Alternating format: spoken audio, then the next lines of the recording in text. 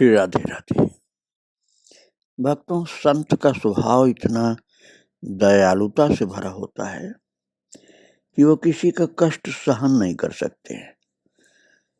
किसी के शरीर पर दुख आ जाए, मन पर दुख आ जाए, कोई समस्या आ जाए तो उसको देखकर दुखी होते हैं और उसको तुरंत ही दुख से मुक्त करने के लिए कुछ मन में सोचने लग जाते हैं। स्वयं कर पाते हैं तो करते, नहीं तो मन ही मन भगवान से कहते हैं कि प्रभु इन सब प्राणियों का दुख दूर करिए। बस केवल अपने दुख को दूर करने के लिए नहीं सोचते कभी, क्योंकि अपने शरीर के दुखों पर उनका ध्यान ही नहीं जाता है। यही उदारता का स्वभाव था माता धर्म जी का। बड़ी कुंज वृंदावन में रह रही पूज्या संत उषा जी के प्यार में पली विमला कपूर एक लंबे अरसे से वृंदावन वास कर रही थी और अंबाला से ही 1953 से ही धर्म जी से परिचित रही। अगाध श्रद्धा विमला कपूर की धर्म जी के प्रति थी और यही विमला कपूर पिछले कई दिनों से बहुत बीमार चल रही थी। बरसों से दमा इन्हें शारीरिक रूप से जर्जर करता, परेशान कर रहा था। थोड़े दिन के बाद बहुत कष्ट भोग करके वे ठीक भी होती थी, पर महाराज दैवों की होली से आक्रांत हुई कि एक एक सांस के लिए बहुत कष्ट सहना पड़ रहा था। पिछले 4-5 दिन से तो वो पाठ भी नहीं कर पा रही थी, न पाठ पर आती थी। पूज्य धर्म जी की सूक्ष्म निगाह से बातचीत पे नहीं रह सकी। अपनी सारी अस्वस्थता को उन्होंने बिसरा दिया था।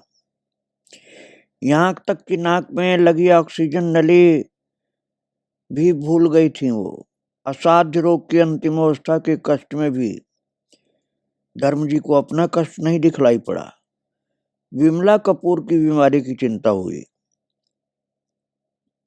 धन्य है संत स्वभाव, उन्हें अपने शरीर का कष्ट ही नहीं दिखता था और दूसरों के शरीर का कष्ट उनको दिखलाई पड़ता था। वो कहने लगी कि कपूर की अच्छी से अच्छी दवाई कराओ, डॉक्टर बदल कर देख लो, यहाँ चमेली भवन में दिखला दो। डॉक्टर तो बदला ही गया, पर संत का कृपामयी चिंतन और उसका प्रसाद ही शायद विमला कपूर को ठीक करने में समर्थ हो गया। आश्चर्य की उसी समय से जब धर्म माता बोली थी, तभी से विमला कपूर की वो बीमारी जो थी कभी परेशान नहीं की फिर। और इधर मलका जी का हृदय रोग भी इतना बढ़ गया था कि उठना बैठना भी कष्ट साध्य हो गया। एक दिन पूज्य धर्म जी को पद सुनाना शुरू तो किया, पर अस्वस्थतावश पद पूरा नहीं कर पाई। दया मूर्ति पूज्य धर्म जी विचलित सी हो गई। कहने लगी, मलका तू गुरु जी के पास क्यों नहीं जाती है? कुरुक्षेत्र में आयुर्वेद के एक बहुत अच्छे वैद्य हैं और उनकी दवाई भी तो तुझे खूब लगती है।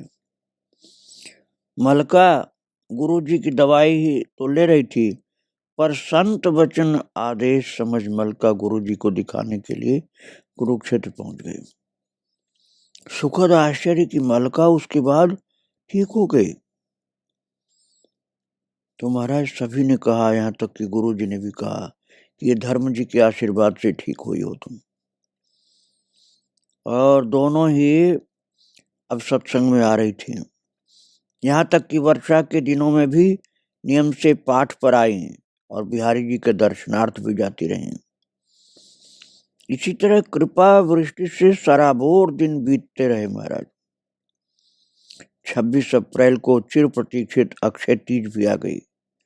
वृंदावन और अक्षय तीज, इस चिंतन से ही मन एक सरस सागर में हिलोरे ले रहा था।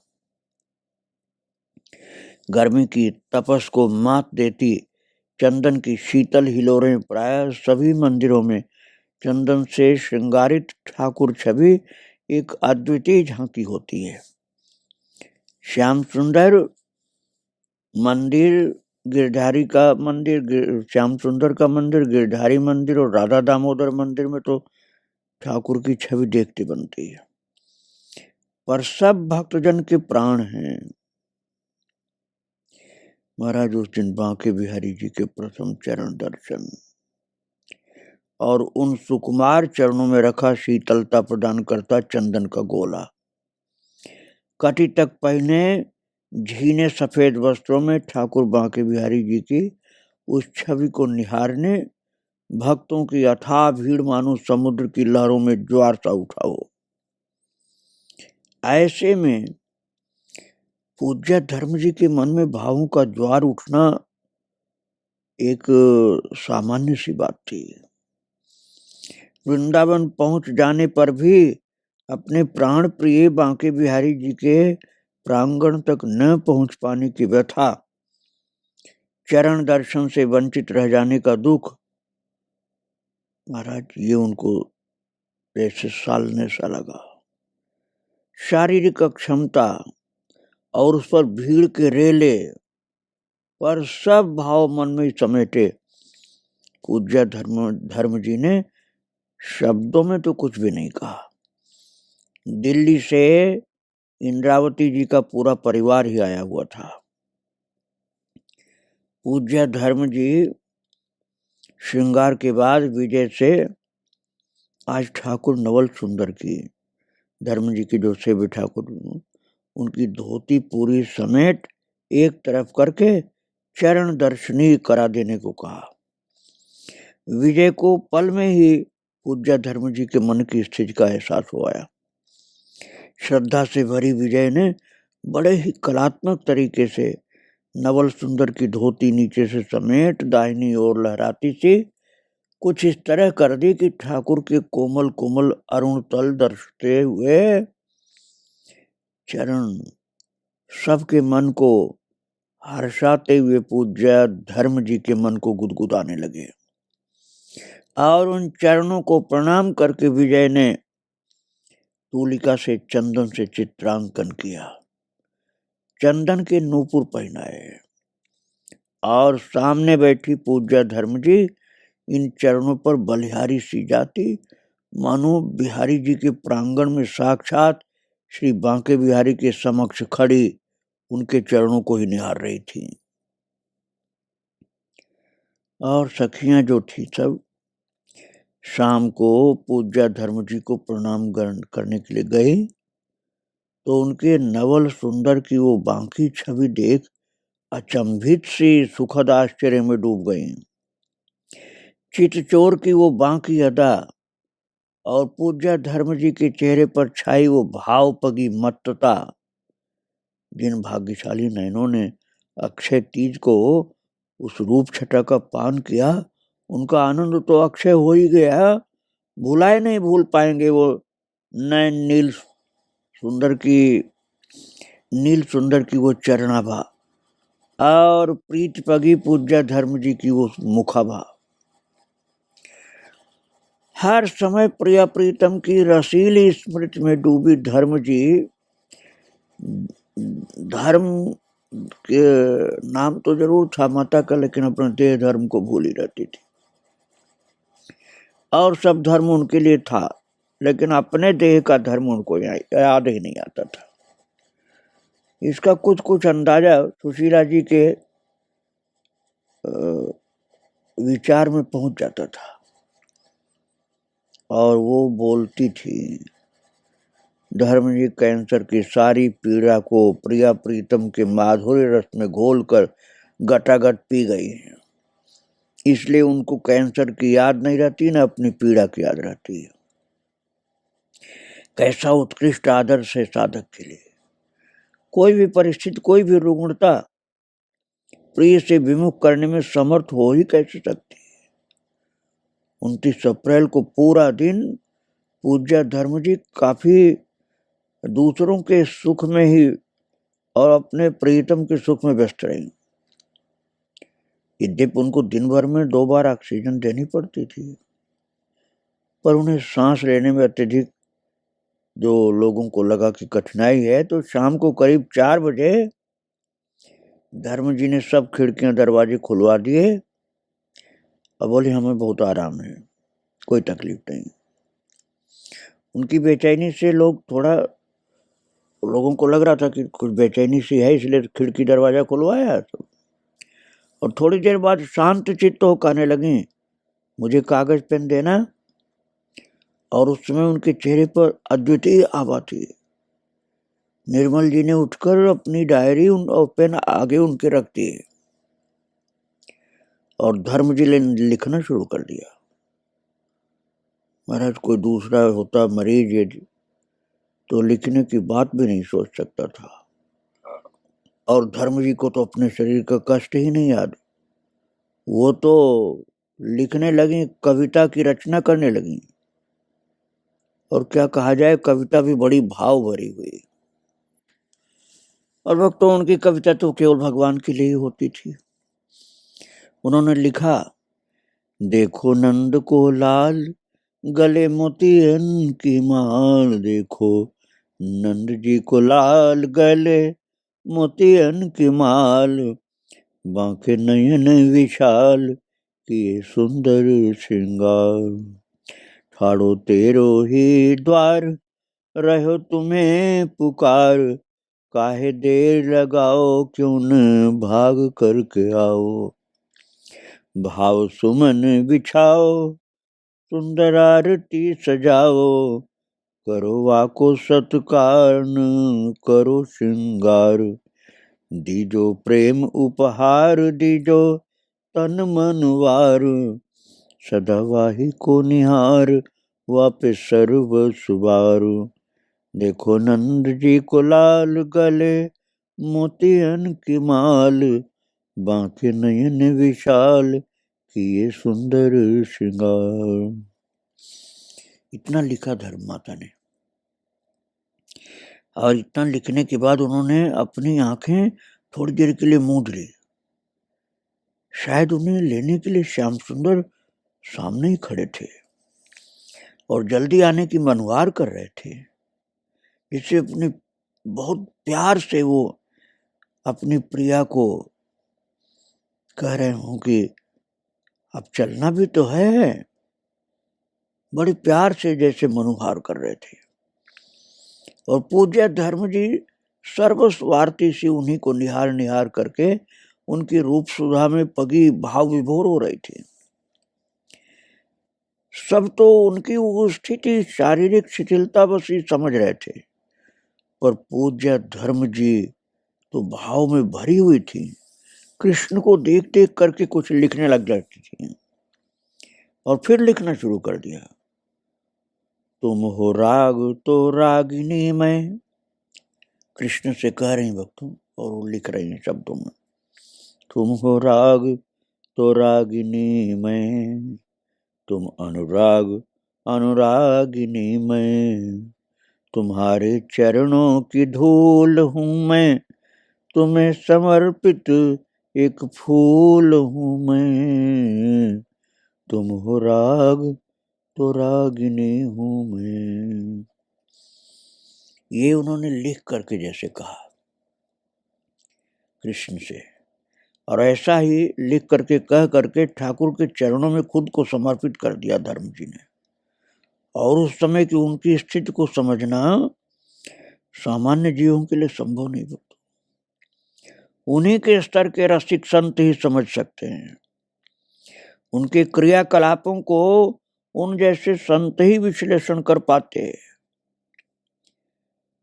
पर निश्चय ही नील सुंदर उस वक्त समक्ष खड़े अपनी सखी को निकुंज प्रवेश लीला हेतु मनोहार करते हुए बड़े मनहार लग रहे होंगे। स्वयं ठाकुर जी प्रेम से कह रहे हैं कि निकुंज में प्रवेश करना अब तुमको। अपने को समर्पित कर देने के बाद भी पूज्य धर्म जी की उत्कट अभिलाषा, हे प्राण सखा, जब तक किशोरी जी के संग न आओगे तब तक मैं नहीं चलूंगी निकुंज में। ऐसा लिख दिया आगे कि तुम तो कह रहे हो लेकिन अकेले आए हो, किशोरी जी के साथ आकर के कहो तब मैं चलूंगी। भक्तों, इसका कारण ये हो सकता है कि पूज्य धर्म जी कृष्ण प्रेमी थी, कृष्णमयी थी, मंजरी या सखी स्वरूपा भी थी, पर किशोरी जी के परिकर की संभवतः नहीं थी। इसलिए कृष्ण बार बार बुलाने आते थे और राधा रानी नहीं आ रही थी बुलाने। और प्यार भरी हुई राधा जी के परिकर होने की लालसा में श्याम सुंदर से इस बार ये रसीला आग्रह और प्रेमियों के हट को पूरा करने का ये आंख मिचौली का खेल जो 29 अप्रैल को शुरू हुआ तो 25 मई को प्रातः तक चला। जब किशोरी जी को धर्म जी की प्रीति पगे इस मान को सम्मान देती, साक्षात इन्हें लेने के लिए आना ही पड़ा था महाराज। और पूज्य धर्म जी के मुख से हर्षोल्लास से राधे श्री राधे श्री राधे श्री राधे निकलने लगा। आनंद विभोर होकर राधे राधे राधे गाने लगे वो। तब सखियों को समझ में आया कि इनका प्रेम हट कन्हैया ने और राधा रानी ने मान लिया। किशोरी जी का भी दर्शन हो गया उनको, राधा कृष्ण दोनों का दर्शन हो रहा था। वो प्रिया प्रीतम के संग उनकी किसी निकुंज में प्रवेश कर गई थी। और भक्तों, 29 अप्रैल को ही शाम को जब पूज्य धर्म जी बहुत प्रेम से पद सुनाने को कहा तो ठाकुर ने मानो सुबह की अभिव्यक्ति को फिर ताजा कर दिया। और एक सखी गा रही थी, आज की शोभा निरख नवेली, ठाड़े प्रिय नव कुंज द्वार पे, तेरोई पंथ निहारते हैं वे, अब विलंब जान कर अलबेली। अब पद को सुनते ही विचित्र दशा हो गई पूज्य धर्म जी की।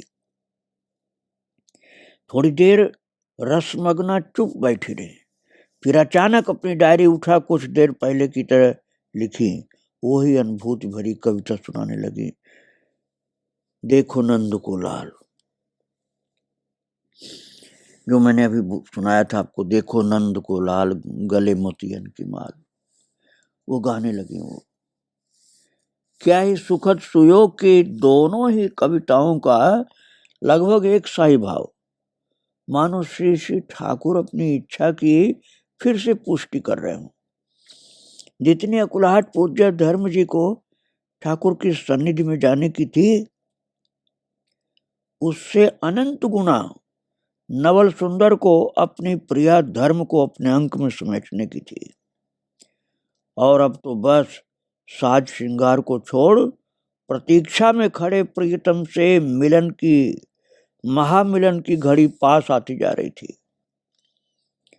पर इस महामिलन से पूर्व की घड़ियों में श्याम सुंदर अपनी इस प्रिय सखी पर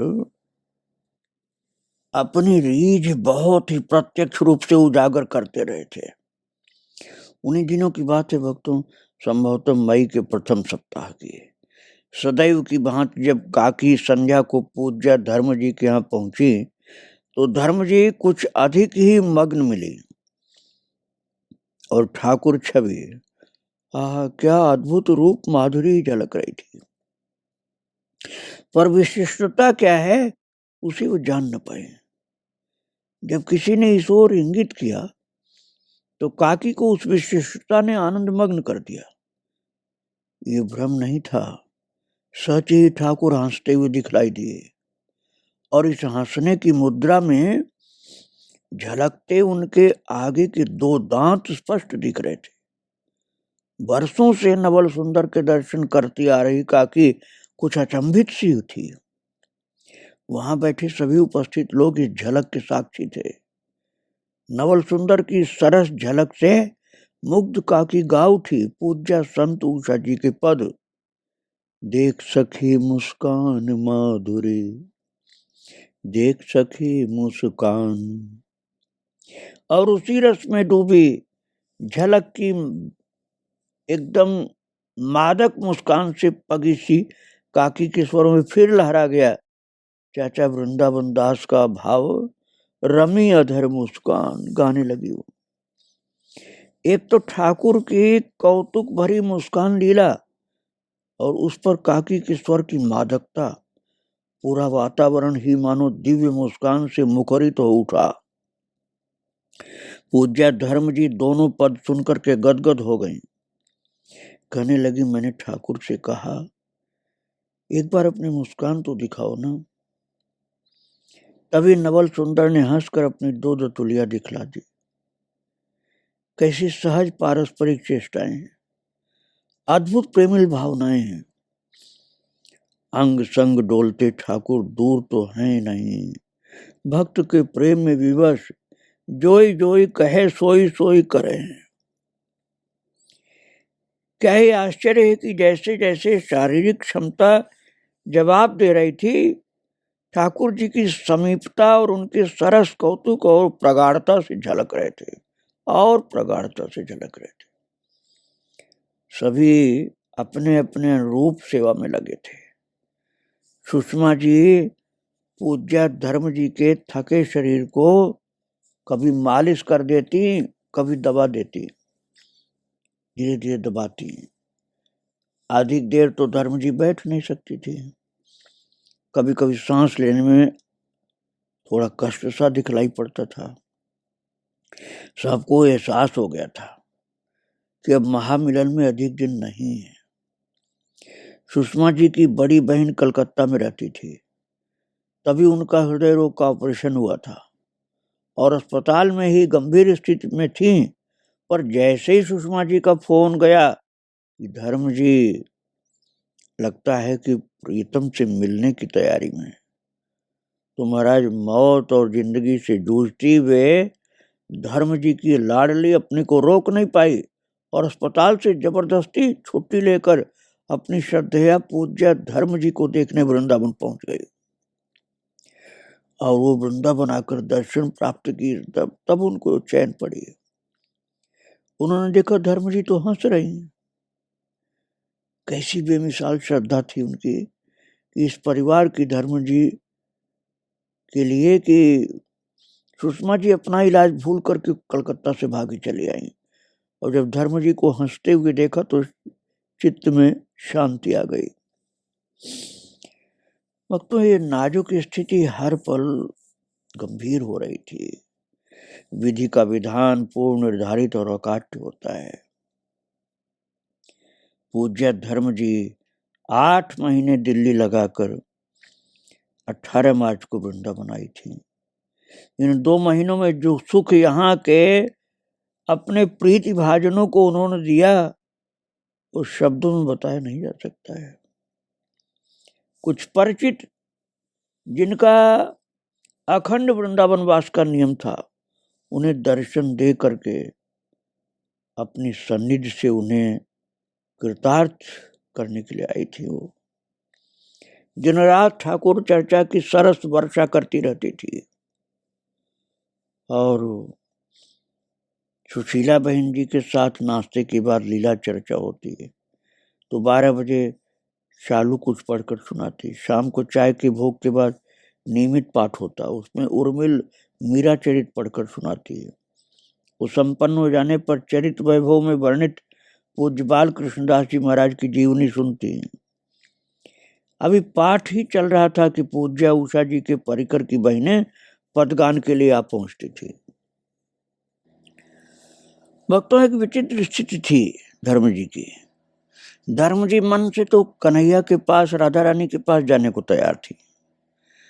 और राधा रानी और कन्हैया दोनों ही अब बुलाने लगे थे। उन्होंने दोनों का दर्शन भी प्राप्त कर लिया था और दोनों बुला रहे थे कि चलो अब निकुंज में। और इधर जो भक्त समाज था श्री वृंदावन धाम का, वो ये नहीं चाह रहा था कि धर्म जी हम लोगों को छोड़कर जाएं। सबके मन में एक ही आग्रह था कि धर्म जी का सानिध्य बना रहे, धर्म जी हमें छोड़कर नहीं जाएं, धर्म जी हमें छोड़कर न जाएं, वृंदावन में रहें। ये विचित्र परिस्थिति आप कह सकते हैं कि धर्म जी कृष्ण और राधिका के भाव को देखकर जाने को मन से तैयार, लेकिन प्रेमी भक्त लोग नहीं चाह रहे थे कि धर्म जी जाएं। ऐसी स्थिति में कुछ मन में सोचना पड़ता था कि इनकी माने कि कृष्ण की माने। आगे के चरित्र में मैं आपको सुनाऊंगा फिर धर्म जी कैसे क्या करती हैं। आज माता के चरणों में प्रणाम करके यहीं विराम दे रहा हूँ। श्री राधे राधे, जय श्री राधे।